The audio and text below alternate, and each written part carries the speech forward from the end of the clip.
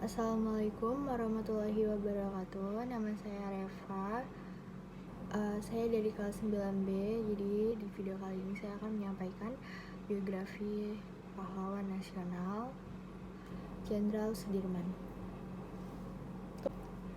Jenderal Sudirman lahir pada tanggal 24 Januari 1916 di Purbalingga, Jawa Tengah. Jenderal Sudirman memiliki wibawa dan sangat ditakuti oleh anggota pasukannya. Wibawa Jenderal Sudirman sudah terbentuk sejak beliau kecil. Beliau memiliki tutur kata yang sangat tenang dan bersifat solutif terhadap suatu masalah.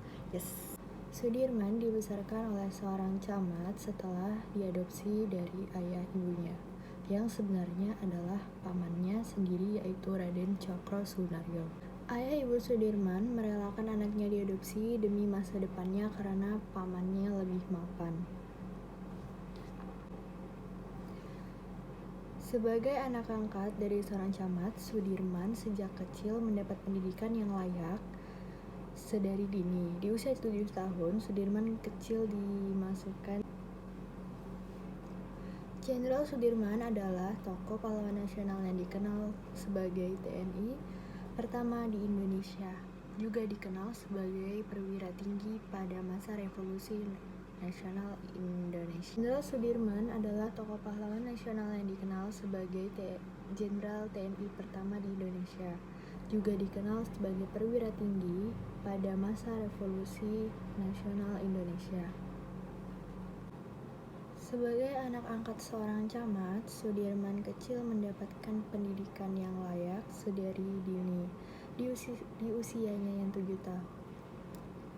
Di usia 7 tahun, Sudirman kecil dimasukkan di HIS atau Sekolah Pribumi dan pindah ke Taman Siswa pada tahun ke-7. Tahun berikutnya pindah ke Sekolah Wirotomo karena Taman Siswa dianggap ilegal oleh pemerintah Belanda. Sudirman diketahui sebagai anak yang taat beribadah, mempelajari keislaman dari Raden Muhammad Khalil, bahkan dia mendapat julukan Haji karena sering berceramah. Pada tahun 1934, pamannya wafat menjadi pukulan berat baginya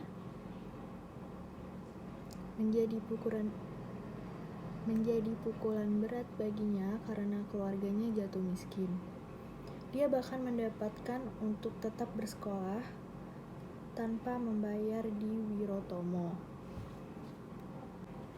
Sudirman remaja ikut mendirikan organisasi Islam bernama Hizbul Wathan milik Muhammadiyah dan dia menjadi pemimpin cabang Cilacap hingga lulus. Kemampuannya memimpin sudah terlihat sejak muda. Dia disegani dan dihormati oleh masyarakat. Sudirman kembali ke Cilacap dan menjadi seorang guru di Sekolah Dasar Muhammadiyah yang ada di sana. Di situ Sudirman bertemu dengan Alifah, temannya sekolah dahulu, dan kemudian menikah.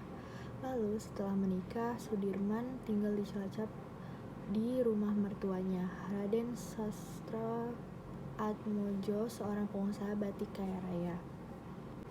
Selama mengajar, Sudirman tetap aktif berorganisasi, ikut dalam organisasi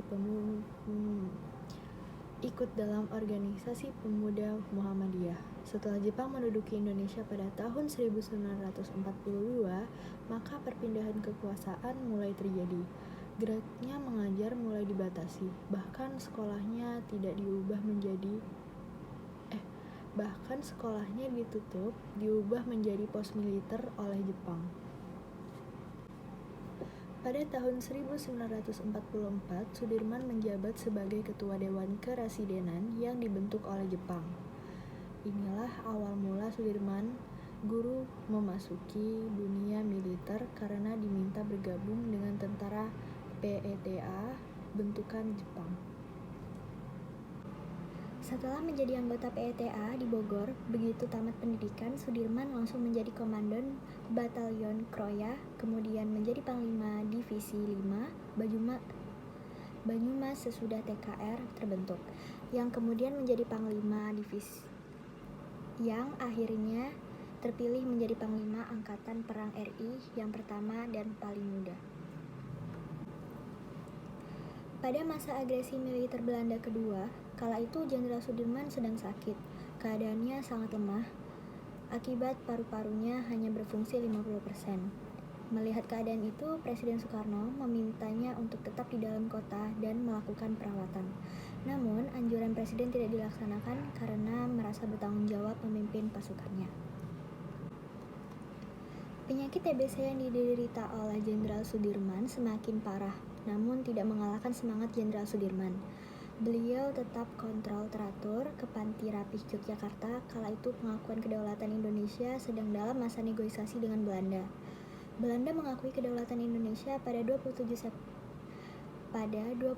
Desember 1949 melalui Republik Indonesia Serikat. Jenderal Sudirman diangkat sebagai Panglima Besar Tentara Indonesia. Jenderal Sudirman diangkat menjadi Panglima Besar Tentara Nasional Indonesia pertama dan termuda. Tercatat 29 Januari 1950, Jenderal Besar Sudirman wafat di Magelang setelah berjuang melawan penyakitnya. Pemakamannya dilakukan di Taman Makam Pahlawan Semaki, Yogyakarta diiringi konvoi 4 tank dan 80 kendaraan bermotor. Jenderal Sudirman dinobatkan sebagai pahlawan pembela kemerdekaan. Demikian biografi Jenderal Sudirman yang berisi perjalanan hidupnya dari beliau bukan siapa-siapa hingga menjadi pahlawan nasional. Biografi beliau semoga bisa menjadi inspirasi bagi Anda yang membaca karena kehidupannya penuh dengan perjuangan. Jadi, cukup sekian penjelasan dari saya. Wassalamualaikum warahmatullahi wabarakatuh.